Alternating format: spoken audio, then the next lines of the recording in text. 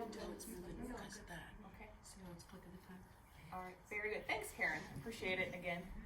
All right, everyone. Welcome. Hello, everyone. Hello. So welcome to week 2 of our introduction to mindfulness meditation, cultivating a joyful heart. I'm going to say this first thing. It never happens that people switch seats week 2. It never happens that the entire group that was over here has now shifted to over here, and the group that was here has now shifted here. So we will go around, and you're an anchor, Larry's an anchor. We've got a couple anchors here. But so we'll make sure we go around and introduce ourselves. Yeah, we've got to introduce first name. That's all we're asking for. But before we get there, let's do a gentle grounding meditation just to fully arrive. So please bring your feet, if you can, resting comfortably on the earth beneath you. You can place your hands anywhere that feels comfortable. Let's just close our eyes. And we just want to gently settle into our seat. And by fully arriving, we're just giving ourselves time for our body and for our breath and for our mind, just to start to come into one place at one time. Just start to notice the quality of your breath. It may feel, if you're rushing to get here, it may feel a little short. So we'll just allow our breath to find a natural and easy pace. I always say that the hardest part of any practice is just getting out the front door. So you made it here. And so let yourself sink a little deeper into your chair, or soften any of those tight spaces.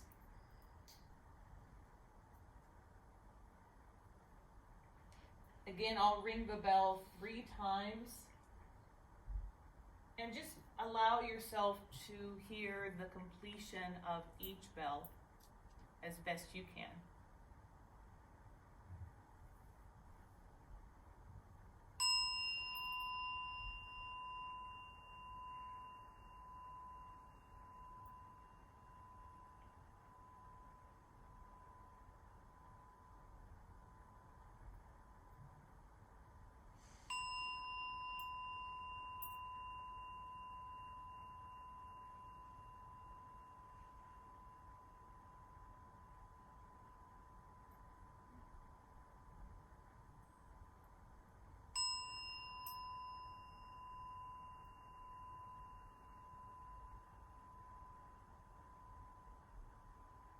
And as we notice the sound of that bell gently beginning to soften,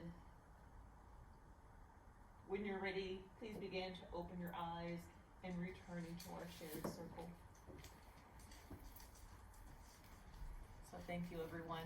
Let's start each practice again with reading. I'll be reading the agreements for our practice, for our group interaction. First one is, try it on. Be willing to try on new ideas or ways of doing things that might not be what you prefer or are familiar with.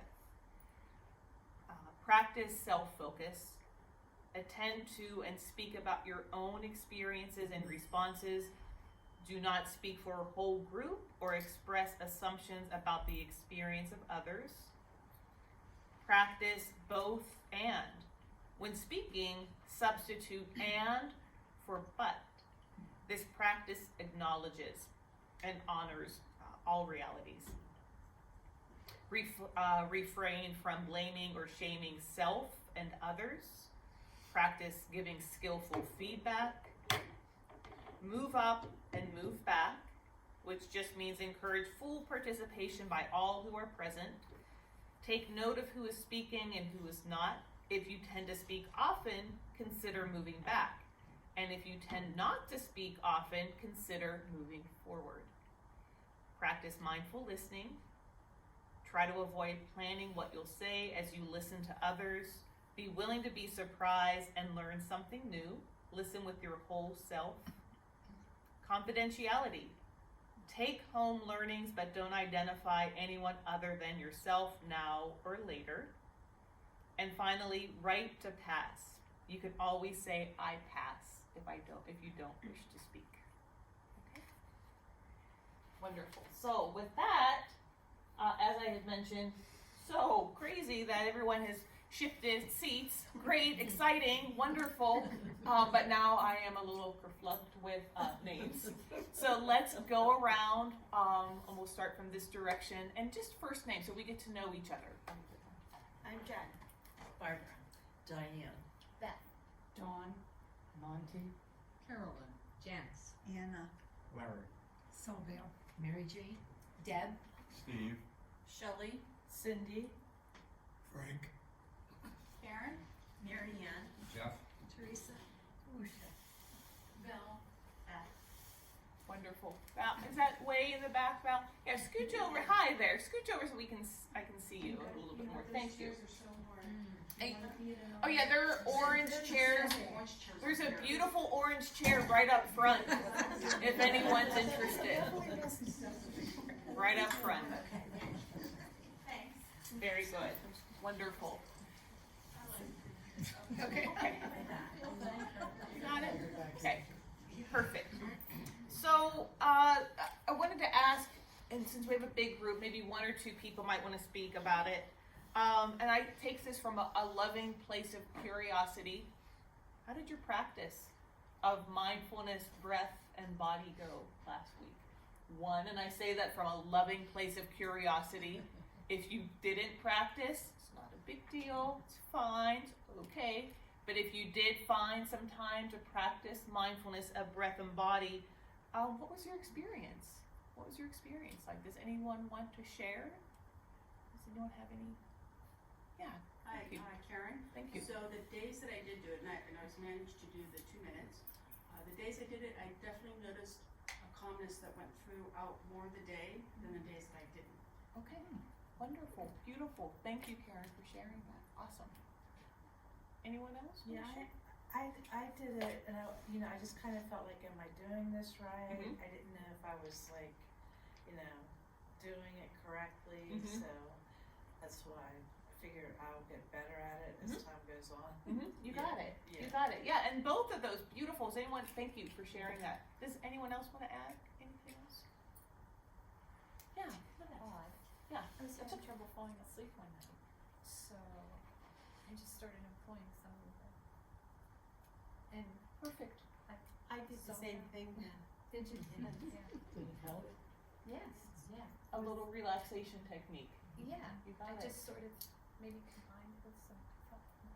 Yeah. Yeah, not odd at all. I love that. So what we find is that when we practice a little bit more, as Karen said, we might find that thread that moves through our day. And then also, sometimes we don't sit because we're not sure, am I even doing this right? And that can hold us back from even taking the time to sit. And I want to encourage you, you're doing it right.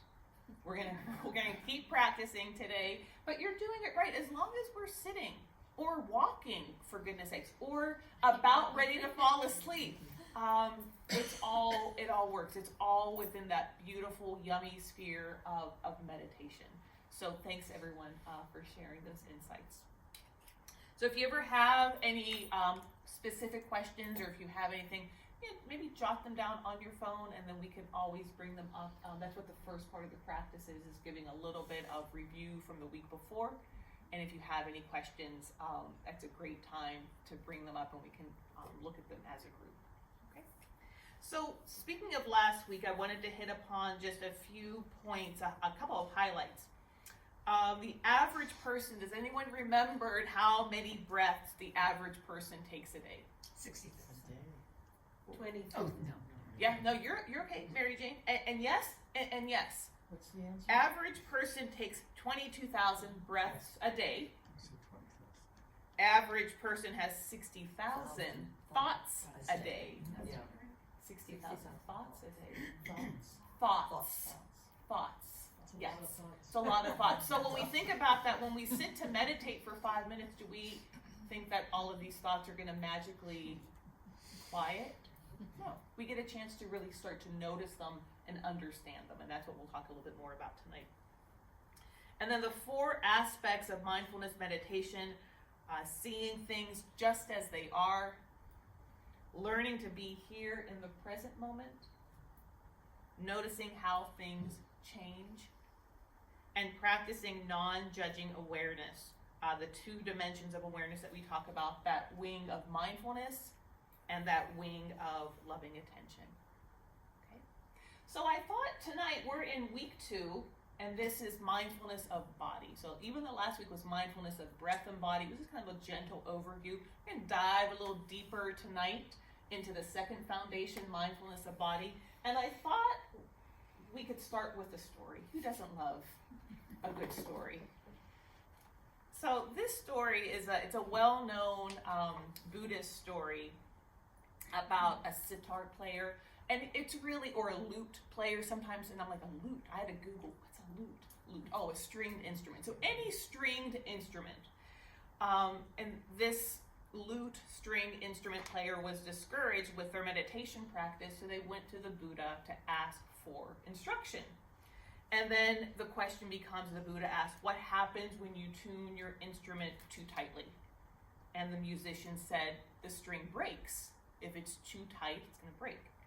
Okay, what happens when you string your instrument too loosely?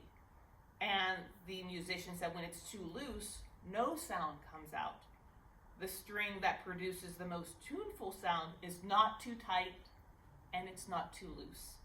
That, said the Buddha, is the practice. Not too tight, not too loose. So it's a fine tuning that never stops. We can't get there into that perfect tautness and keep it. We're constantly adjusting and readjusting.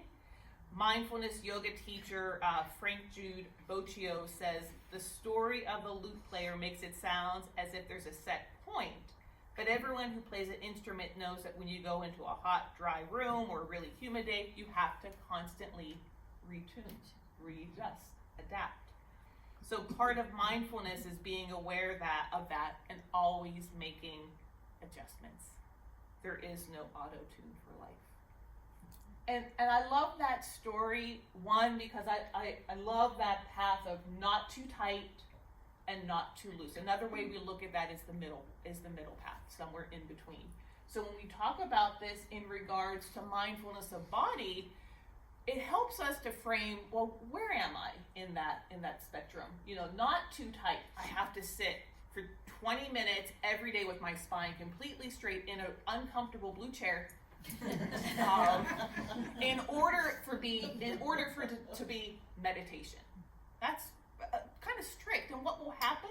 We'll do that for a few days, and then we'll say, I don't want to sit in that chair anymore. It feels a little bit too restrictive. Okay.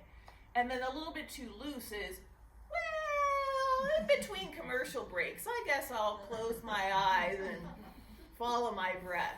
That's what I You got it. And that's what Larry does. Maybe a little too loose. So we may want to tighten it up a little bit. And what I find personally with my practice is seasonally it'll change. That sometimes in the summer when there's a lot of activity, my meditation practice can get really loose. Like, oh, I have a whole day of a lot of sunlight. I'll get to it. So I know in the summer I tighten up just a little bit so that I keep a consistent practice. As opposed to in the winter, I know that my practice needs a little bit less, it's a little looser because it's dark in the morning. So maybe I give myself a little bit more time so it doesn't have to be at the same time. So I try to auto-tune my practice as well for the seasons. And that's something we'll look at here as we move through the course. So what do you think about that story? Not too tight, not too loose. Makes pretty good sense. Makes pretty good sense. And we're going to practice with that today. See if we can get there. So last week we talked about 3 ways of mindfulness of breath and body. Noticing where we feel a fullness of our breath in our body. We talked about maybe in the chest or in the belly or even the breath moving in and out through the nose. We also talked about assigning words to the flow of our breath. And lastly, we did a little bit of that tapping of our fingers or the twiddling. Gosh, I have been using the word twiddle all week for the twiddling of thumbs. Grandma would be Thank proud. you, Grandma. Thank you, Grandma. So I thought as we start today, we can deepen these practice when we use the breath as an anchor. And I always want to say this, the breath as an anchor isn't always possible for every person all the time. But when we always start with the breath because it's always with us. We have a little bit more access to it. We may have some access to it. So we'll start here. And one way we can deepen the practice with the breath as our anchor is that we focus on the space between the in-breath and the out-breath. So when we talk about not too tight, not too loose in that middle way, it's just that, sometimes in yoga we call it the sacred pause. It's that moment between the in-breath and the out-breath. There's a little bit of almost a breath retention, but you don't have to hold it. And then there's that moment between the out-breath and the in-breath. That's one way that we can deepen our practice with the breath. Another is noticing the beginning, the middle, and the end of each breath. Most of the time when we're breathing, we're just getting to the beginning, getting to the end. Getting to the beginning, getting to the end. If we choose to use the breath as an anchor, we can play with the start, the middle, and the end of that breath. And then finally, we can keep a light touch on the breath. And that's really, again, that middle way, so that we're not so tight that it's that it's really, or it's not so loose that you're losing track of it. We keep just a really light touch. And when our mind drifts, when our mind goes into conversation or thought, we bring that light touch back to the breath. And when I think of light touch, I always think about if you're holding a butterfly in the palm of your hand. So it's a pretty, you don't want that butterfly to fly away. You don't want to cram it in. You gotta keep just a light touch. And that's how we want to think about the breath. Just a really light touch. So I thought before we get into the bigger sessions of meditation today, we're going to do 6-minute meditations, that we could practice really just about a minute on each of these deepening practices. So last week, again, we did mindfulness of breath and body. And today we're going to deepen that use of the breath as the anchor with those 3 ways. And each minute, I'll ring the bell and we'll play with a different variation. Okay? Just to give you a little taste of it and see what it feels like. All right, so let's find a comfortable sitting position, please. And this first one, just the body scan at your own. So just notice your body, your feet resting on the floor. Notice your parts of their body are connecting to the chair behind and beneath you. And when it's comfortable, and if it's comfortable for you, close your eyes.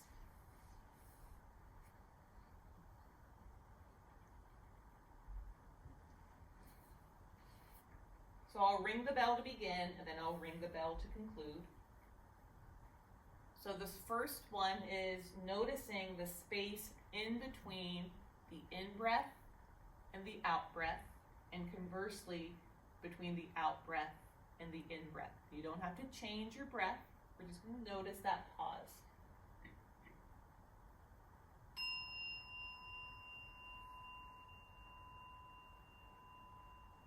So with your natural breath, notice when you get to the completion of one part of your breath, before the next part of the breath begins, notice that gentle pause before you continue.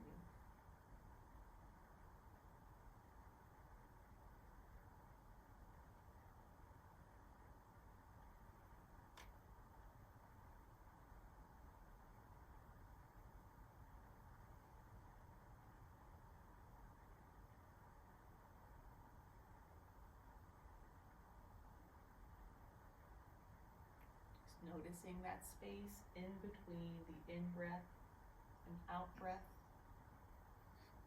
and the out-breath and in-breath.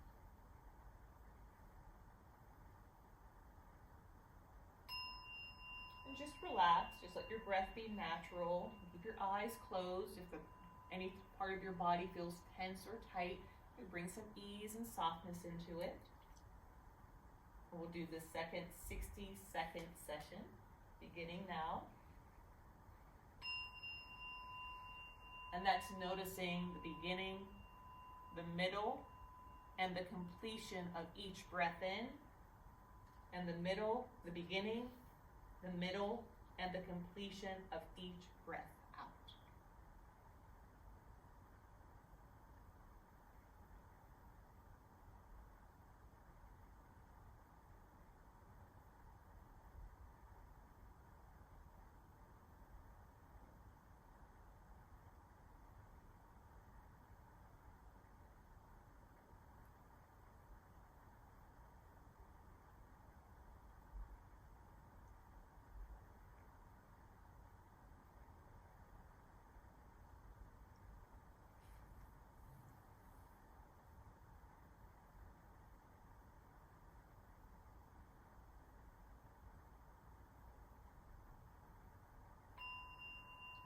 Just allow your breath to be natural. If your mind has drifted off, just bring it back to the feeling of your body right here in this moment.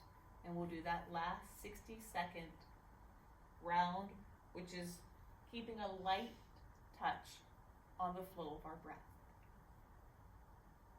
And so when you're ready,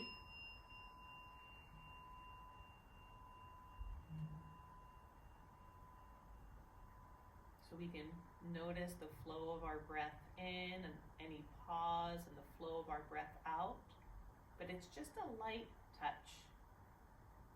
So maybe at the same time we're able to feel our body connecting and at rest here against the chair.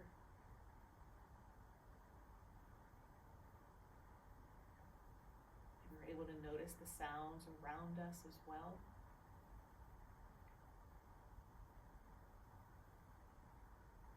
Keeping a gentle, light touch on the flow of your breath.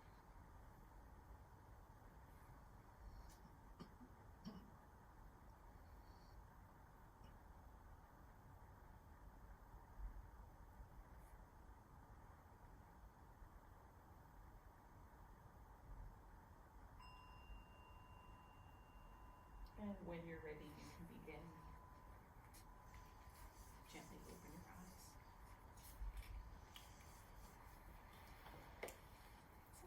Want to share, what did they notice with that technique of really bringing your attention? Yes, Marty. I was partially visualizing like a slide going up and then breathing out Yeah. in my mind. I mean, I didn't have a picture, but it just felt like it was a slide going up and then sliding down. How did that feel for you? It was good. Okay. I don't know if it was distracting at all, but it seemed like it was good. Yeah, I love that. And we can use visualizations like that in our mind to help kind of put a picture to the movement of our breath. Yeah. Thank you for sharing. Anyone else? What was that experience like for you with either or with any of the techniques? Maybe noticing the pause. Yeah, Larry. I like the counting. That helps me stay with that flow, and especially the middle, Okay. where it breaks off from the inhaling and exhaling. Wonderful. Wonderful. Good. Yeah, so another variation that we can use is that counting of the breath, or noticing again that beginning, that middle, the end. Wonderful. Thank you for sharing, Larry. If you do like 1, 2, 3. Larry, what did you do? Did you count? Did you say you counted with your breath? Well, the 4, 7, 8, yeah. 4, 7, 8. So Larry uses a specific breathing in for 4, holding the breath for 7, breathing out for 8. And that's something we'll try to play with that a little bit later. And when we count, you can do that specifically. And sometimes it's enough, maybe even when you're about ready to fall asleep, just counting your breath. You know, when they said count sheep, you know, there's a reason why, because it gives your mind something else to do. And we're not concerned with the number. We're not concerned with the number when we're going to sleep. But that's another option. Thank you for sharing and for asking. Anyone else notice anything? Yeah, Shirley. I have problem with the light touch one. Okay. Like I can zone out to my breath for a long time. without the thoughts, but it's probably the yoga Mm-hmm. background. Mm-hmm. And I think it was a pamphlet might have said that you have to be, I guess, careful of that. The point of meditation isn't just to sit there and breathe in and out for the whole time. Yeah. Which I think that's my trap that I have to And try to avoid. Because and- I could sit there and in and out or Okay. do whatever. Okay. Or the middle end or. And do you the feel like space, that's not meditating for you? What do you, when you say like that's a, I guess that's just what I've done okay, before. Okay. But and I forget exactly what the words were in the handout. in the handout. But It's it said that wasn't the point of meditation. okay, To zone out to your Okay. breath for Okay. 20 minutes. right. And I, and I, I'm like, I know that's what I do. and But so the light touch, I guess, is Yeah. something that I could work with. yeah, and I love To that, and listen. it's interesting because it's something that we read, and it sticks with us. Like, well, that's not the point of meditation, is to connect with the flow of my breath, but it really is. That Like seems a helpful. point of meditation is it's the first foundation to find the Yeah. flow of your breath. So, not that pamphlet was wrong or right, but it probably was just scratching the surface. Mhm. And I think if we can look back at that and say, okay, I can follow the flow of my breath. Fantastic. Wonderful. And I have thoughts and I notice them and they come and they go. So I would say, don't be so hard on yourself. Yeah, give it a whirl. Sit with it. Because we've got 6 weeks. We've got 4 more weeks. And we're going to do with mindfulness of emotion and mindfulness of thought. And that may start to layer on this foundation that you've created for yourself, which is a great foundation. But thanks for sharing that. Yeah, sometimes when we read something, it sticks with us. And what do we always say? If it works, keep it. If it doesn't work, let it go. If it works for a time, fantastic. And if it doesn't, go with it. So thanks for sharing that. And that actually leads us beautifully, Shelley, into today's practice of, and we did not plan Shelley's question, mindfulness of body. So mindfulness of body is actually described as the first foundation of mindfulness. So almost to kind of cattail what Shelley said, why do you think mindfulness of body is so important? According to Shelley's pamphlet, it's really important probably. Anyone have any ideas why do when we think of meditation, I know for me, when I thought of meditation in the past, I never thought of my body as part of my meditation practice. Why do you think it's so important that we talk about mindfulness of body as part of our meditation practice? I think we hold so much tension and focus within our bodies that if we become mindful of them, one of the comments that I had wanted to make is as I was breathing, I had my hands just kind of resting in my lap, and the more when I would breathe out as I did it through the I would then feel my hands relaxing and dipping. Yeah. And that just pulled me into my body, but it was a very comforting, like I was being pulled down in a very comfortable way. Okay. That was my experience. Okay. Wonderful. Yeah, but it feels like a grounding. It what did. you're It experiencing, a truly grounding of the body for sure as you practice. Beautiful. Thank you for sharing that, Diane. Yeah, Monty. Similar, just focusing, I guess, just finds me. I just find that you can feel things letting go and you just sort of give into it or something Yeah, like that. absolutely. And do we think those would be beneficial in everyday life? Sure. Grounding into the body, letting go of tension in the body, which is why mindfulness of the body is so important. And also, we have to be in our body to make contact with the world. You know, from noticing those little green buds that are starting to pop up, to the smell of your morning coffee or tea. You don't do it in your brain. It's a full body experience. We interact with the world through touch, taste, smell, and what we hear. So we'll practice with a little bit of that later today. I don't have coffee or tea, but we'll practice that. So one of the quotes I love, last week we talked a lot, we did a couple of quotes from the Vietnamese teacher, Thich Nhat Hanh. This week we're leaning into now Buddhist teacher Pema Chodron, and if you practice with me, I love Pema, she's great. Pema Chodron says, it's helpful to realize that this very body we have, that's sitting here right now with its aches and its pleasures, is exactly the one we need to be fully human, fully awake, and fully alive. And I love that because it's part of this practice, mindfulness of body, is really talking about being fully human, being in our body and interacting with the world around us. Being in the body is one of the most natural things, and it's one of the most challenging things. We're kind of hardwired to lean into pleasure and to push away from pain or discomfort. So when we have pleasure in the body, we can kind of lean into it, but when we're feeling any discomfort, we can disassociate from the body. And meditation is this practice of coming back into contact with the body. Tara Brach also says, to really inhabit this body means being willing to surrender into what feels out of control.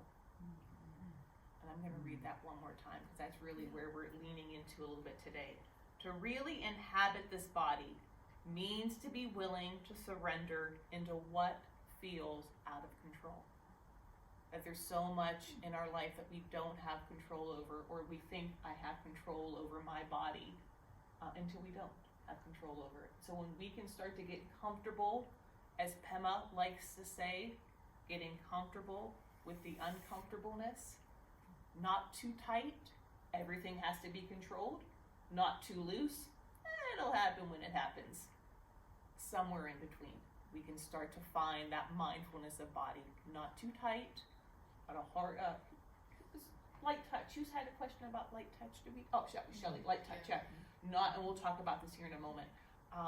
Not too tight, where we're forcing the breath, not too loose, where we're disassociating from the body. So when we talk about mindfulness of the body, and before we dive into this whole deep end of the uncomfortableness that's all sometimes around us, we're just going to start right here with where we are tonight, exactly as we find ourselves. And we're going to make space for both ease and the uncomfortableness is what happens when we just sit in this moment with our bodies. And we notice, and this is always the key with mindfulness meditation, we notice with loving intention when we're trying to control it. And it's interesting with the breath, we can get into that practice of trying to control or contain the breath, trying to control the body. Perfect example, man, those blue chairs were hard.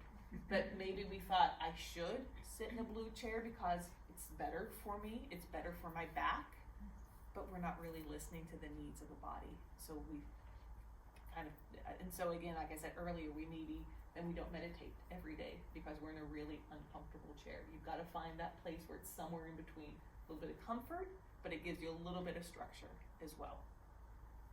So a popular quote from the Buddha says, "Relax, nothing is in control." That's a lot to take in. I was like, oh my gosh. But then Pema to the rescue. Pema takes it one step further. Not being in control is a pretty scary idea. She acknowledges that idea of not being in control is pretty scary. But when you let things be as they are, you'll be a much happier, balanced, and compassionate person. Happier, balanced, and compassionate person. And these are traits that we can use to cultivate a joyful heart. Being present with where things are, just as they are, and we start with our own body, and then we extend that out to how we interact with the world around us. So, let me ask this.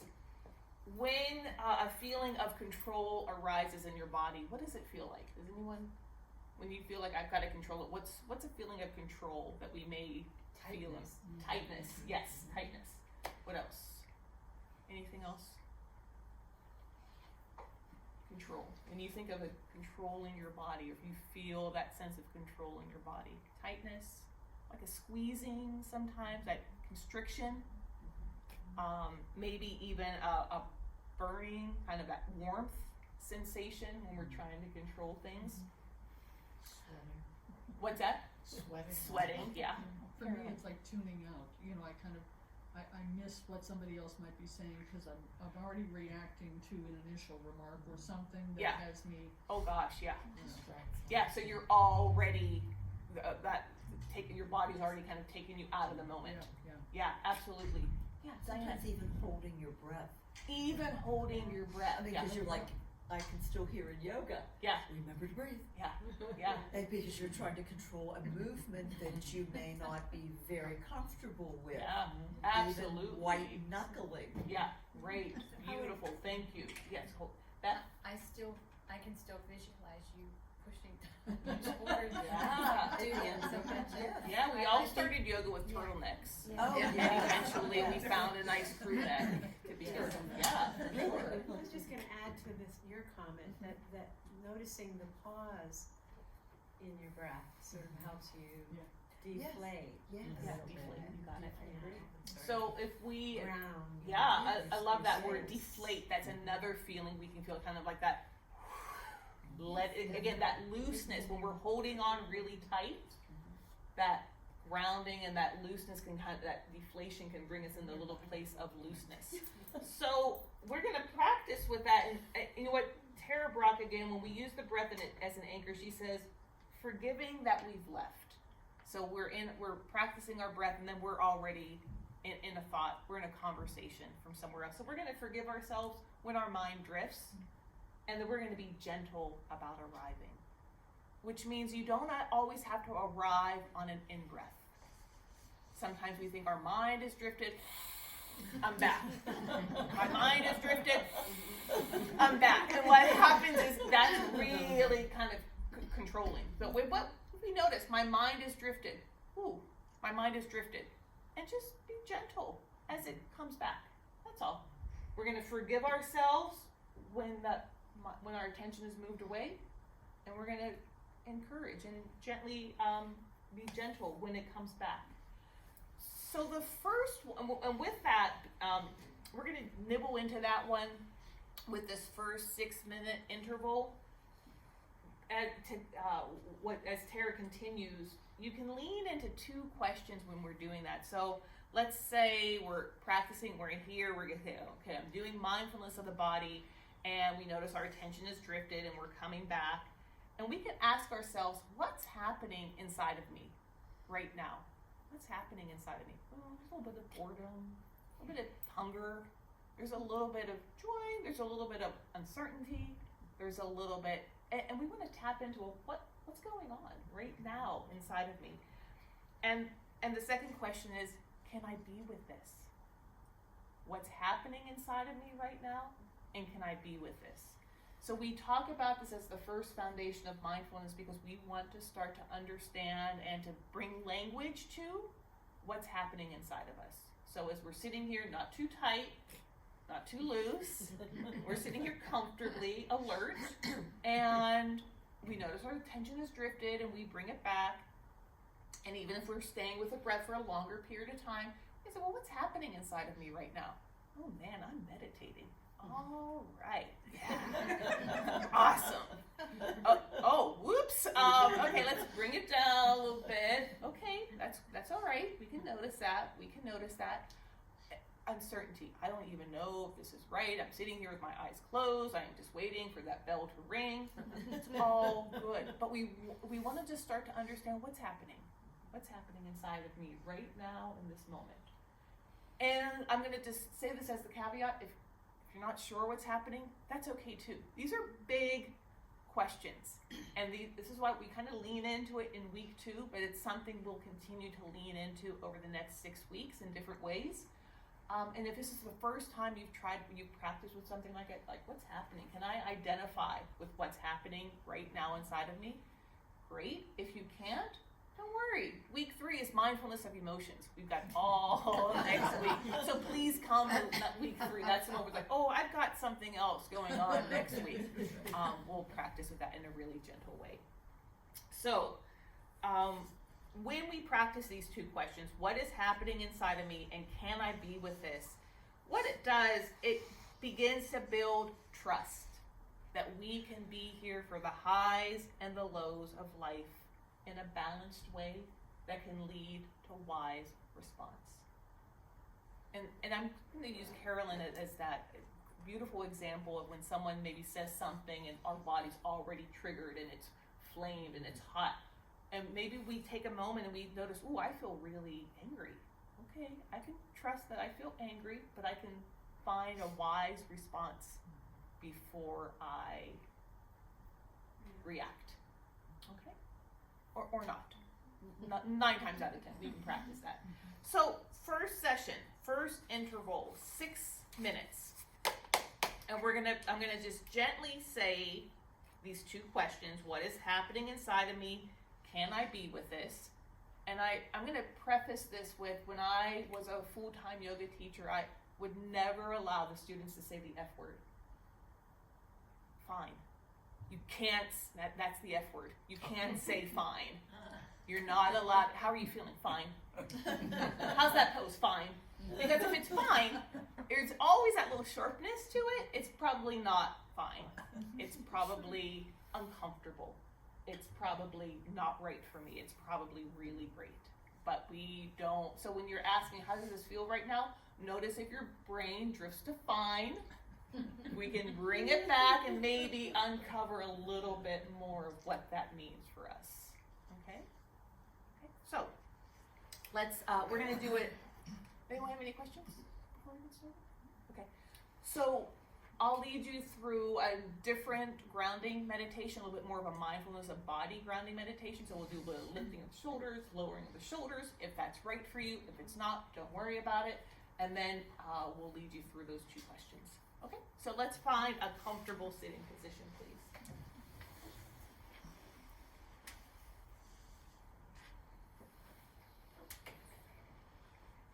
And just begin by noticing how your feet may be either tucked underneath you or connecting to the earth below you. And make any adjustments to bring a greater sense of connection.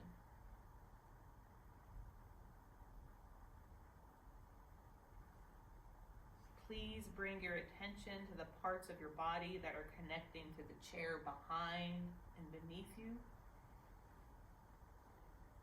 Make any adjustments that bring a greater sense of ease and alertness.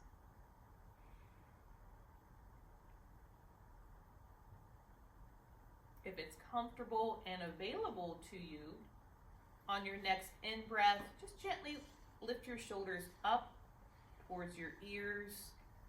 And on your next out-breath, gently return your shoulders down and away from the ears.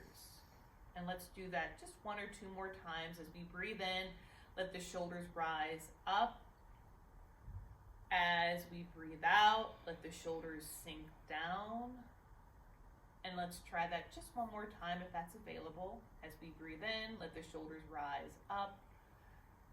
And as we breathe out, let the shoulders sink down. And finally, bring your attention to your head, to your neck. Allowing the space in between your eyebrows to soften. The back of your teeth to gently untighten.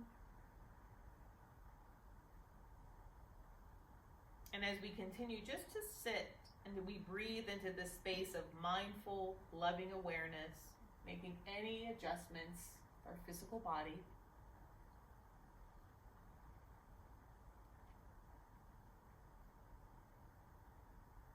Ask yourself, what is happening inside of me?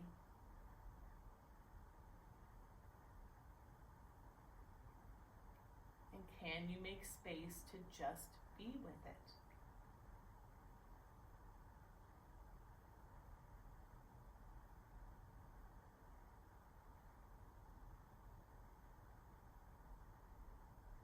Notice if there's judgment or any labeling as something as good or bad or pleasant or unpleasant.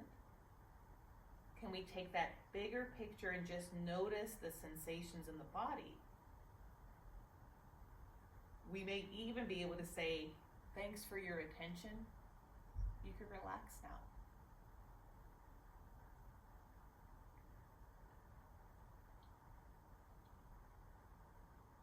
please know you always have a choice about what you pay attention to and for how long. If something feels too big or just a little bit too uncomfortable tonight, just lean back and come back into your breath, come back into your body.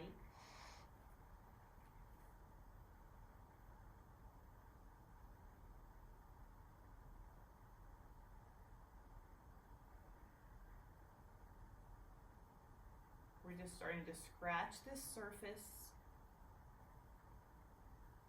and ask ourselves, what's happening inside of me?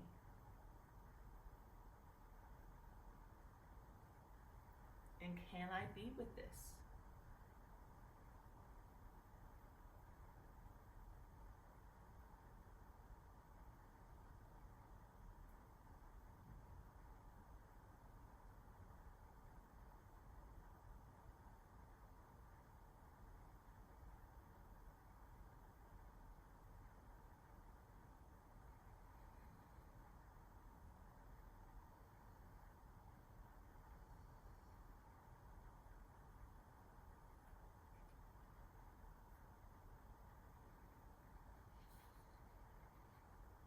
When you notice your attention has drifted away, kindly be aware that it's drifted away and lovingly bring it back.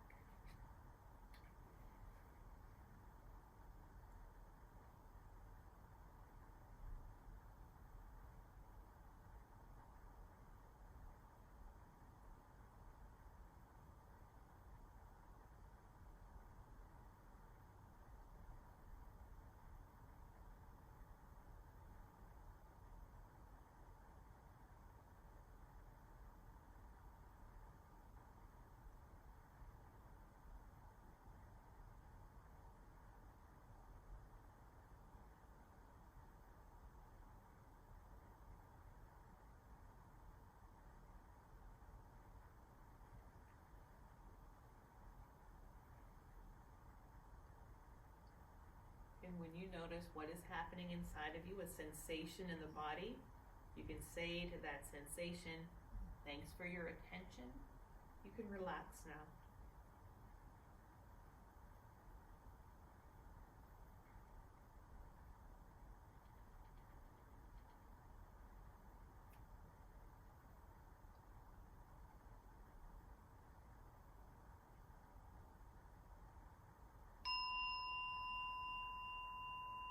If your attention has moved away, just lovingly bring it back into this moment. And when you're ready, you can begin to open your eyes, returning into our shared space.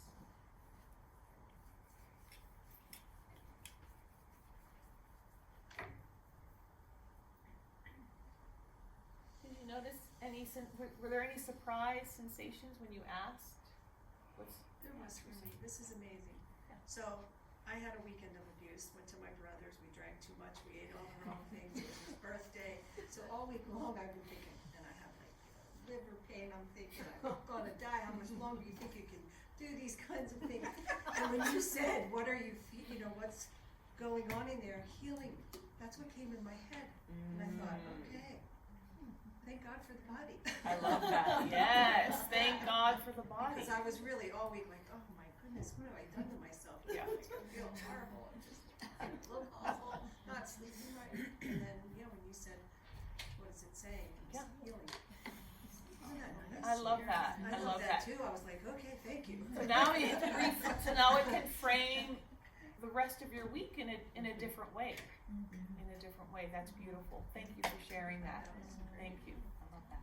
Yeah, I love that. Thank you for your attention. You can relax now. It's just in life. If you have a little ache or pain, like, thank you for your attention. You can relax. That's great. Yeah, it's just acknowledging it. And I think that's the first part when we're talking about mindfulness of body, is acknowledging that the body has pains and pleasures. And sometimes, again, we just want to lean into the things that feel good and kind of stuff away the things that don't feel good. But when we can start to say, hey, thanks. You can relax now. Okay, hey, thanks, lower back. Like, oh, my hurt. Right. Yeah. Right. Beautiful. Thank you, Anna. I feel blessed and totally at peace. I mean, it just feels very soothing. Good. wonderful. Thank you. I had a floater, this big old floater. Okay. And so it was annoying me, and then I thought, it's okay, it's a part of me, it can be there, it can be there, You and then got it it. disappeared. Once we welcome it, you got it. You got it. Beautiful. Thank you. Thank you. Yeah, thank you everyone for sharing. And again, it's just that first step of recognizing and allowing what's happening right here in our bodies. And if we did the same, I guess we could have done the same thing 3 more times, but we're not. But if we did the same one 2 more times, we probably would notice something different every time we sat. That's the beauty of the changing body and how life is always changing. But what I thought we could do for the second one is, one of the things I always say when you want to feel mindful and you want to feel grounded is to get outside and go into nature. But I also know I've had the habit of, in the past, I was a big headphone walker for decades and never really listened or took notice of what was happening around me. Or when we go out into nature and we start walking, the brain starts ruminating over everything that we should be doing. Those lists, the dishes, the laundry, the phone calls, the emails. So I thought it might be fun to practice meditation to the sounds of spring. This is one of those, almost like the twiddling of thumbs, like, oh, I never thought I could allow my body to move while I meditate. Absolutely. I never thought I could allow myself to hear the sounds around me and call that meditation. So for a lot of us, when we go outside, we miss those calls of the birds, or I always have turkeys kind of gobbling in the background.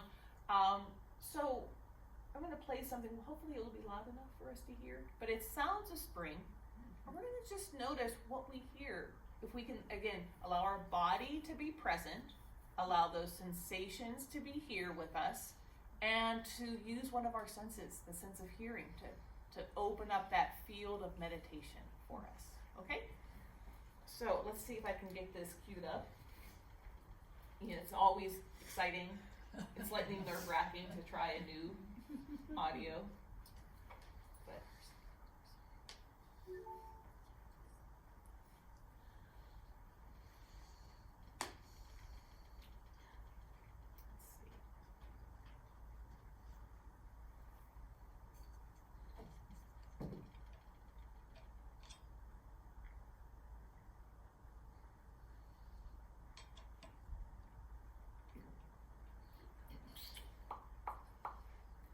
I'm not gonna sing sounds of spring. That's not an option. But here we go. Let's see if we can get connected in.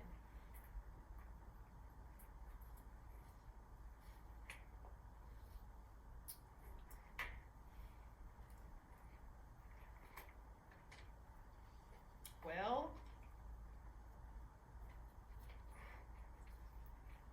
it doesn't seem. I'm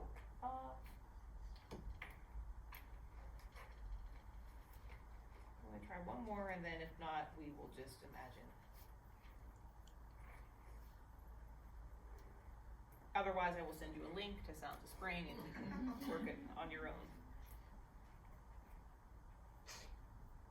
All right, so let's find a comfortable sitting position. So what's happening in your body right now?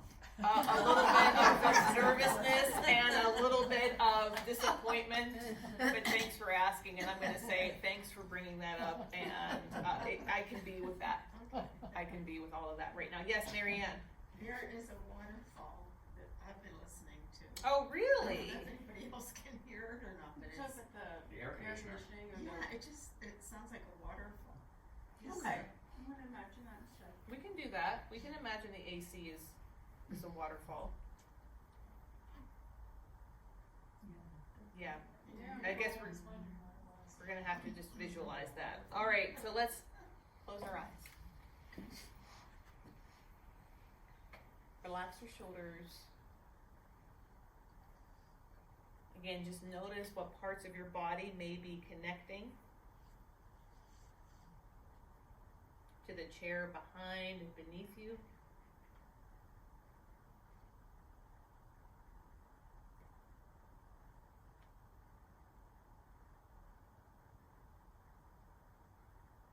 If you notice any tension in your body,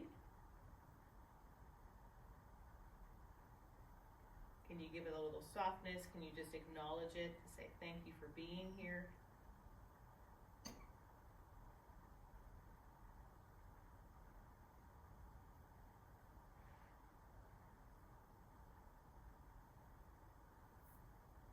And if you can hear the AC, we could almost visualize, as Marianne said, almost like a waterfall or that gentle spring wind. And the intention here is to really allow ourselves to lean into a different sense, to allow our ears to be part of our practice, and to simply hear with our whole body what's happening in this moment.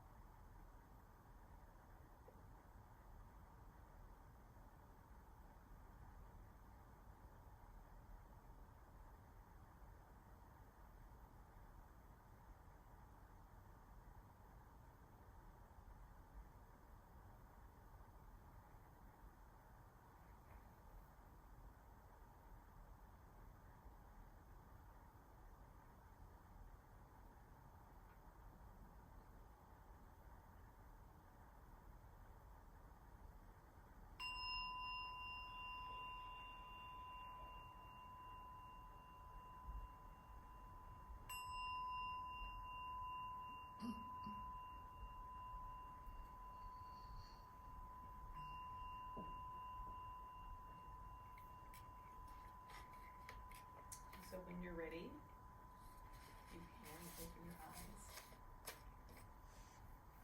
I had it for a second and then I went to put the timer on and I should never have left the page.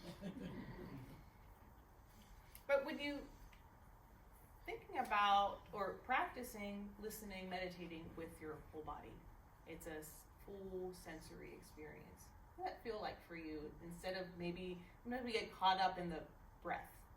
Again, we get caught up in the flow of the breath and we hold on to that as our anchor, or we get caught up into the movement of the body. What about if we just allowed ourselves to hear what's happening around us?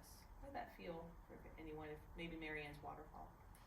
Yes, Jeff. I bounce back and forth between breath and the sound of the AC and back again, over and over. How did that feel for you?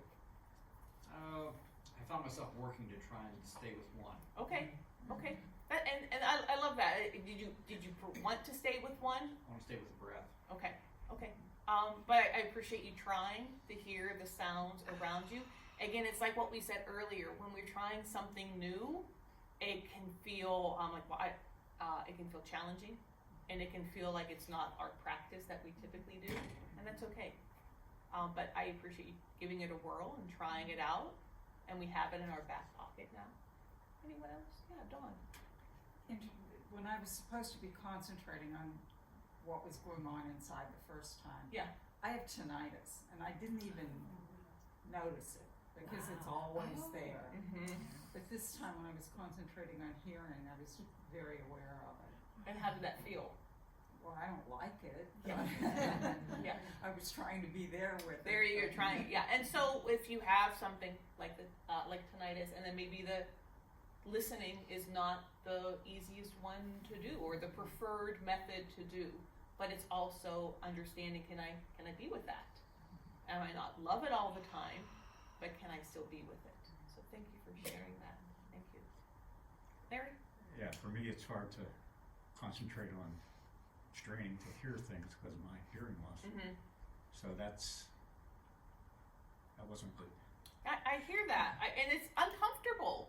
Yeah. You know, hearing, it's uncomfortable for some of us if we have hearing issues to sit and to hear with our whole body. And remember, there's no goal to meditation. So we're not trying to get to a place of mindfulness. We're noticing, I don't really love this. Okay, and that's enough. Because how much in life do we always love everything that's happening in life all the time? Sometimes.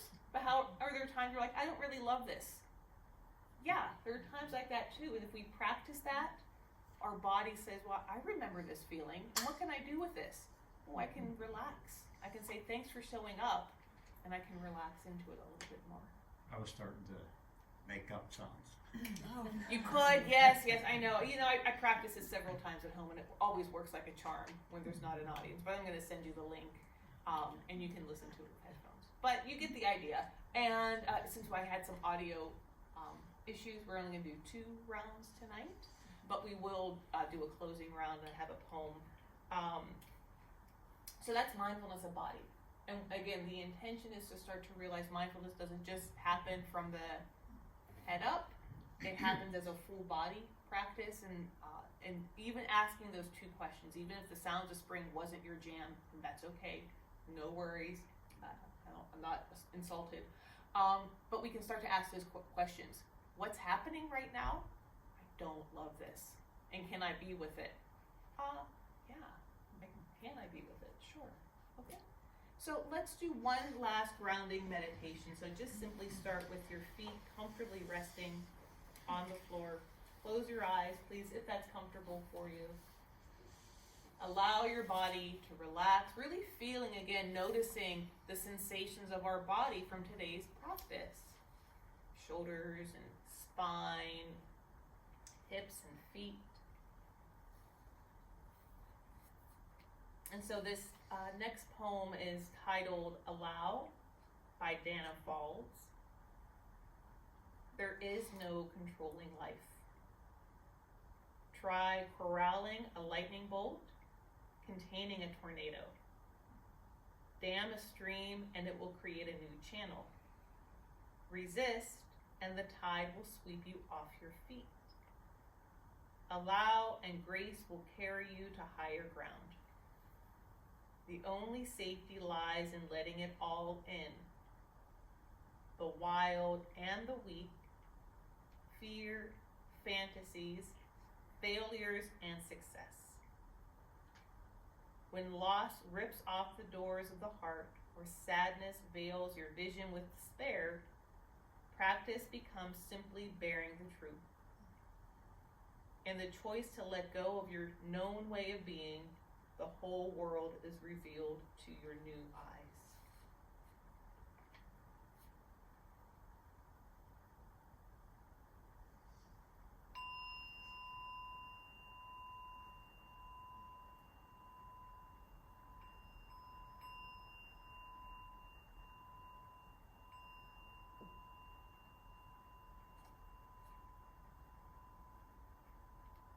And when you're ready, you can open your eyes and return to our shared space. So, I have that poem. I also have this, what we're going to call it, instead of homework, we're going to call it encouragement for the week. Encouragement for the week. And this comes from not myself, from the larger practice. Sit daily if possible. It's a big goal. Pick a goal that feels manageable for you, and pick a time that feels good for you, and a length. Again, feel good about what you do, and be aware of the moments you are here and how it feels to be in your body when you are present. Here's a new one. Notice the environments and activities in which it's easy for you to be mindful of your body, as well as those where it's more difficult. So that's kind of that meditation in motion. What we're doing here is what we call the formal practice. We're sitting, we have a timer, there's bells, we're leading ourselves through. But most of our day doesn't happen in a formal practice. Most of our day happens in the day-to-day. And there are times where we're probably in our body and we feel really present. Maybe as we're gardening, or as we're walking, or we're with a loved one. So we want to take note of that, because that's mindfulness meditation. This is it. And then noodle with this. What helps you to be more present in your body? What helps you to be more present in your body? You don't have to answer now. Think about this. It's in the email. Noodle with it. If you want to share next week, you can. You don't have to. You can always pass. But it, again, encourages us to start to think about our meditation practice as a whole body experience, and starting to understand what's happening right now, so we can make that direct contact with the present moment, versus I'm making my way on this place to mindfulness meditation. We're already here. We're already here. Okay, wonderful. As always, everyone, thank you so much for making time to be here. Let's see, if you weren't here last week, I've got the handout of formal guide to mindfulness meditation for you. And if you were here last week and you're here today as well, awesome. And I've got Tootsie Rolls before you leave. So as you're packing up, I'll meet you at the front. Thank you, everyone.